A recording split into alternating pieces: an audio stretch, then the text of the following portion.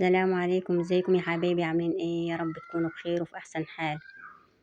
هنعمل مع بعض، طبعا هنعمل مع بعض مخلل البرنجال. طبعا ده البرنجال العروس، طبعا موجود في السوق وده اوانه. طبعا تشتري الكمية اللي انت حباها، وتشتريه صغير كده، ما تجيبيش اللي هو الكبير ده، عشان الكبير اللي هو الغليظ ده يبقى كله بذر من جوه. طبعا الكمية اللي معايا هنا كيلو. حابة انت بقى تضاعفي الكمية، حابة تجيبي 2 كيلو، حابة تعملي اكتر قليل. الكمية اللي انت حباها. لازم تجيبيه طازة ولونه اسمر بيلمع زي كده، ويكون طري ويكون صابح، ما يكونش مدبل معاكي عشان ما يبوظش معاكي الوصفة. طبعا انا معايا هنا كيلو، طبعا غسلاه و... وما ينفعش بقى تقطعيه بالسكين. انا هنا لازم تعيني القمعة زي ما انت شايفة كده، تعيني القمعة من فوق، عشان لو قطعتيه بالسكينة وجيتي تسلقيه، طبعا المية هتخش جواه وهتسمره وهيبقى طري من جوه وهيبقى لونه اسمر. تمام كده. يبقى طبعا احنا هنا هنسلقه. طبعا لو ما عندكيش زيت، ما عندكيش يعني لو ما عندكيش زيت وحابة تعملي بتنجان، هنعمل بتنجان خفيف وصحي من غير ولا نقطة زيت، وهتعمليه بكل سهولة. تمام كده. طبعا غسلته زي ما انتوا شايفين، وعندت القمع بتاعه اللي هو الاخضر ده. ومعايا هنا حلة على النار. معايا هنا حلة على النار بتغلي. طبعا احط فيها نص واحدة بنجراية وشرايح ليمون. طبعا الليمون ده مادة حافظة. وكمان عشان ما يغمقش معاكي لون الحلة اللي انت بتعملي فيها. معايا ملح، معايا آه نص معلقة شطة، معايا معلقة صغيرة بابريكا. تمام كده. طبعا هنا في البداية بنسلق الباذنجان سلقة خفيفة، تكون نص سلقة. يعني ايه؟ مش سلقة، مش تسوية كاملة. لو سويتيه تسوية كاملة هيتهري منك طبعا هننقعه في المحلول ده اللي هو المغلي ده. هننقعه في الخليط يعني بتاعه كده، هيتهري منك وهيبقى طري ويبقى مش حلو. لازم تسويه نص سلقة، نص سلقة بس. تمام كده. طبعا هنا معايا الحلة على النار زي ما قلت لكم. احط فيها البنجر واحط فيها الشطة، ولازم تغلي. واحط فيها الباذنجان زي ما انتم شايفين كده. طبعا ما تجيبيش كبير زي ما قلت لك، تجيبيه اللي هو الصغير، اللي هو العرس الرفيع الصغير ده. ما يكونش رفيع قوي ولا تخين. تمام كده، عشان يبقى شكله حلو معاكي، يكون طازه وصابح. شايفين القمع بتاعه ان هو طازه. لو الباذنجان معاكي مش طازه، كنت تلاقي القمع بتاعه اسمر كده ومدبل. شايفين؟ مع انه بيستوي في الميه ولسه القمع اخضر زي ما هو. وشايفين لون الميه اللي بيستوي فيها. طبعا ده من البنجر. طبعا البنجر زي ما قلنا قبل كده، البنجر ليه فوائد عديدة وجميل وحلوة. وطبعا هيعمل لك اللون اللي هنحفظ فيه البتنجان، هيبقى يدي لون احمر كده وجميل. تمام كده. طبعا هنا بنسلقه زي ما قلت لك نص سلقة. بعد كده اطلعه في مصفى. وطبعا هنا كده طلعته في مصفى. معايا هنا بقى الخلطة. معايا جزر مبشور، معايا ليمون، معايا خضرة مشكلة، كزبرة وبقدونس وشبت، معايا راس توم مفروم فرم ناعم، معايا فلفل ألوان أحمر وأخضر، وقرنين شط. طبعا دول هعملهم في الكبة. ومعايا هنا خل، ومعايا ليمون، ومعايا فلفل وكمون وكزبرة وملح وشطة. ومعايا هنا شطة. تمام كده. ومعايا بابريكا. طبعا الملح والتوابل على حسب الكمية اللي انت عاملاها. يعني ما اقدرش احكم لك واقول لك حطي مثلا معلقة 2 3. لا، انت هتحطي كمية. ممكن انت تكون عاملة نص، ممكن انا عاملة كيلو زي ما انا عاملة كده، ممكن انت عاملة 2 كيلو 3 كيلو ونص.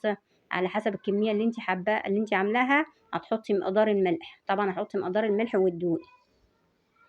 وطبعا هنعصر برضو ليمون تاني. كل ما كتري الليمون والخل بيديله طعم جميل. طبعا هنا هنخلط الخليط. شايفين لون الخلطة جميلة والله، تتاكل لوحديها. وطبعا البتنجال ده تاكليه مع طعمية مع الفول، تفطري بقى على الصبح كده في أي وقت. ده بتنجان مخلل، تجيبي البتنجان 2 كيلو 3 كيلو، الكمية اللي انت حباها، وتعملي تحطيه في التلاجة يفضل معاكي فترة طويلة، بدل ما تروحي تشتري. وطبعا اللي هو المسلوق ده خفيف وصحي، خفيف على المعدة لو كلتيه في الليل في أي وقت، خفيف على المعدة، ومن غير زيت بقى، ولا تهدري زيت ولا تحطي زيت ولا أي حاجة. والزيت طبعا يحرق على قلبك وكده. طبعا خفيف وصحي. شايفين الخلطة؟ والله جميل. ويا سلام بقى البتنجال ده لو بقى عاملة ملوخية خضرة ورز بشعرية، جربي الوصفة دي ومش هتندمي وقولي. والله الوصف خطير. وكمان البتنجان ده مع إيه؟ مع المكرونة المسلوقة، مع المكرونات المسلوقة، أي مكرونة مسلوقة حطي جنبها البتنجان ده، بيبقى جميل وخرافي. طبعا هنا الخلطة شكلها جميلة، أخضر وأصفر وأحمر. طبعا الخضرة والفلفل الألوان والجزر عاملين شكل جميل. طبعا هنا أحط الخل وتحطي الليمون وتحطي الملح على حسب الكمية اللي انت عاملاها.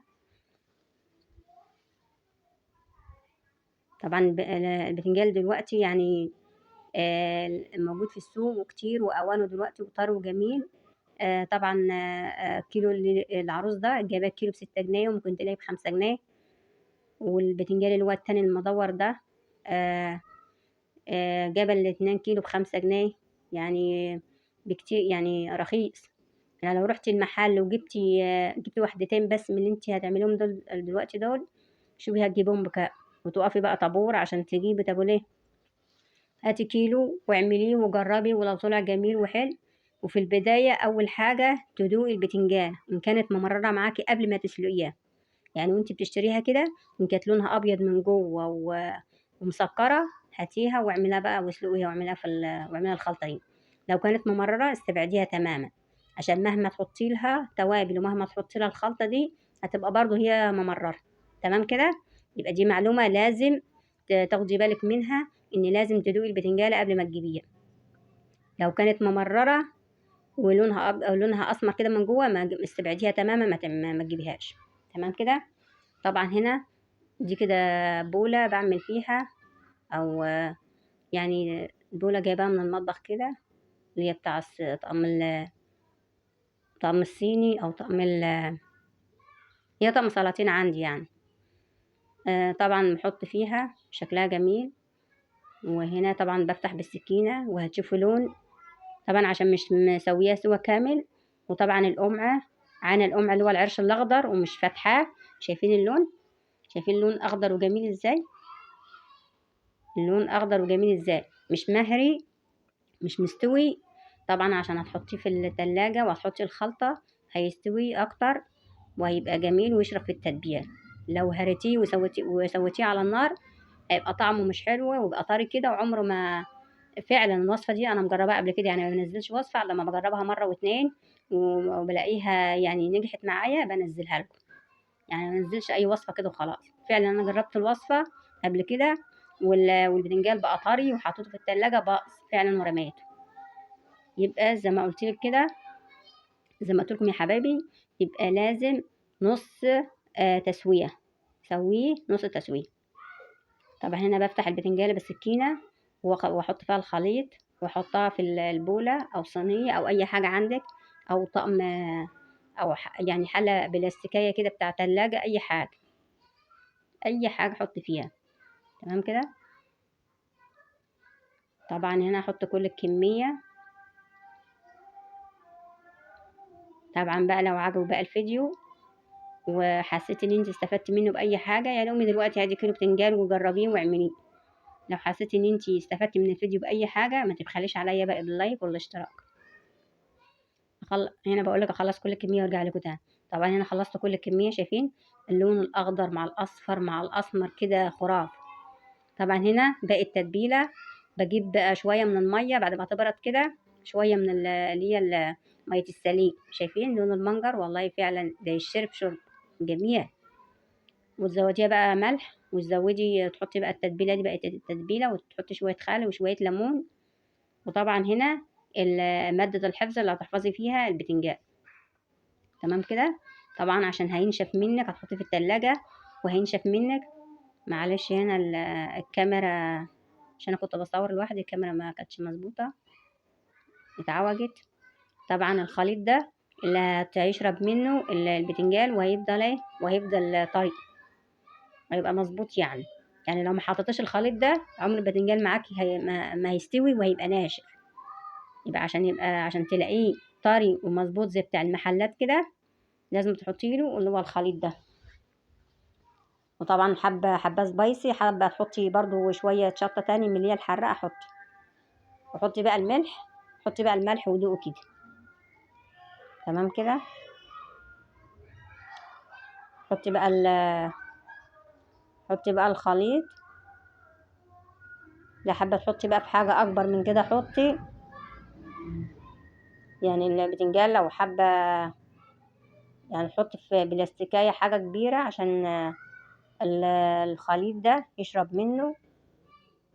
وحطيه بقى في التلاجة يوم واتنين، هتحسي ان هو طاب تاكلي منه وبألف هنا وشفا. تمام كده.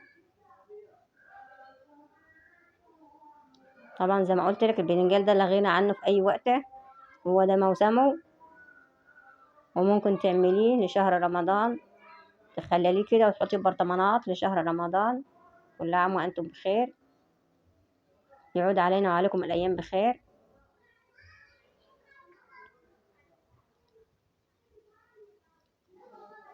لا تنسوش بقى الدعاء لوالدي، الله يرحمه ويغفر له ويسامحه ويجعل قبره روضة من رياض الجنة.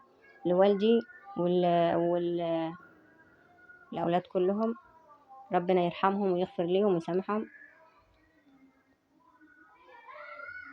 ويرحم أمواتنا لوالدي ويرحم أمواتنا وأموات الناس جميعا، يرحم أمواتنا وأموات العالم أجمع يا رب العالمين، اللهم آمين. طبعا هنا بعد ما حطيت الخليط، وهنا بقى تحطي شوية زيت فوق الوش كده عشان يديله لمعة ويبقى جميل. وتحطي شرايح ليمون، طبعا شرايح الليمون دي بيدي منظر وشكله، وطبعا مادة حافظة. وما تنساش بقى اللايك والاشتراك. تمام كده. وبألف هنا وشفا. شايفين شكله منظره جميل. بقولك هنا طبعا ما تنساش اللايك والاشتراك. وبألف هنا وشفا.